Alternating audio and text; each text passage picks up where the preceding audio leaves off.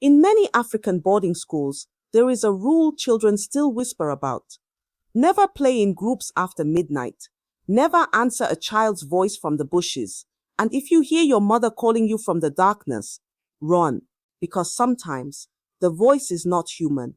Sometimes it belongs to something that was once a child thrown away by the people meant to protect it. This is the story of Okoro Village and the bush baby that was born from shame.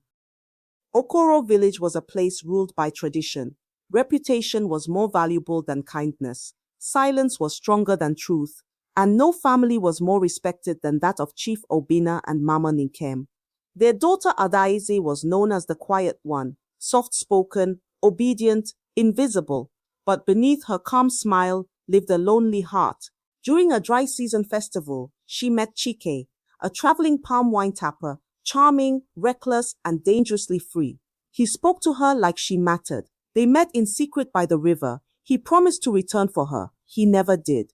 Weeks later, Adaeze began hearing a faint whisper when she slept. A small voice calling her mama. She thought it was a dream. Until her body began to change. She was pregnant. When Chief Obina found out, he did not shout. Silence was worse. You are dead to this village, he said coldly. Mama Nkem wept, not for Adaeze, but for the shame. Adaeze was hidden inside a small mud hut behind their compound. Visitors were told she was ill, but isolation began to break her mind.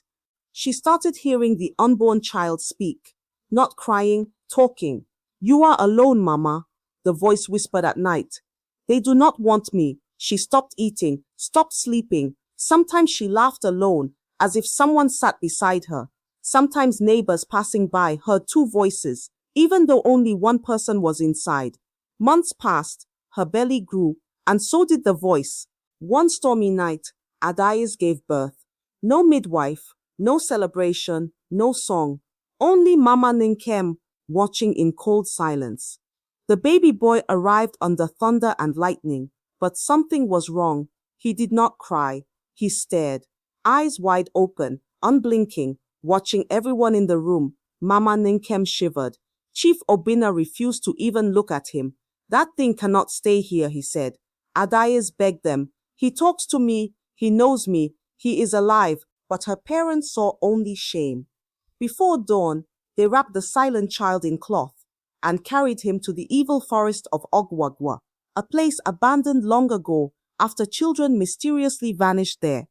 As they laid the baby under a twisted tree, he finally made a sound. Not a cry, a laugh. That night, Okoro Village did not sleep. Dogs refused to bark. The wind carried whispers through the air. Some villagers dreamt of a crawling child watching them from the ceiling. Others woke up with muddy footprints inside locked rooms.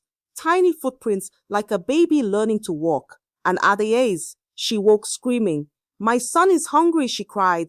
He is looking for children, children who were loved. 3 days later, a group of children playing under moonlight reported hearing a woman's voice from the bushes. Come here, my child, it said. But the voice sounded wrong, stretched, broken. One boy followed it. He disappeared. Soon, sightings spread through the village. A small figure crawling at impossible speed, a child-shaped shadow perched in trees, eyes glowing like dying fire. Witnesses said it could mimic voices perfectly. Mothers, siblings, teachers. It waited near laughter, near games, near gatherings of children, as if drawn to the happiness it was denied. But the worst part, some children who survived attacks said they saw more than one shadow. Adaeze began sleepwalking. Villagers found her standing outside homes, whispering to invisible children. There are many, she murmured, not just mine. All the forgotten ones, all the abandoned ones. An elder priest confessed something terrifying. Years ago, unwanted babies were secretly left in that same forest. The spirits had been growing, waiting, hungry. At last Adaeze stood before the village council. She told everything, the pregnancy, the abandonment, the voices. And then she said something that froze everyone. My child did not become a monster, she whispered. He found his family. The council performed rituals. Sacrifices were made. Prayers filled the air. But that night, Adaeze walked alone into the forest. Villagers heard her singing a lullaby. Then, many small voices began singing with her. And suddenly, silence. She was never seen again. Years passed. The attacks in Okoro stopped. But the legend spread across regions. In boarding schools, children still claim that during late-night gatherings, a small child watches from the bushes. Sometimes one, sometimes many.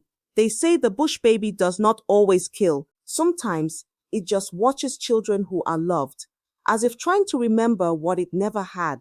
And when students hear a familiar voice calling them from the darkness, they remember the oldest rule: never follow the voice of a child when you know no child should be there. If you've stayed with this story until now, then you already understand something chilling. Silence does not erase shame, it feeds it. And when truth is buried, to protect reputation, the consequences don't disappear, they grow in the dark.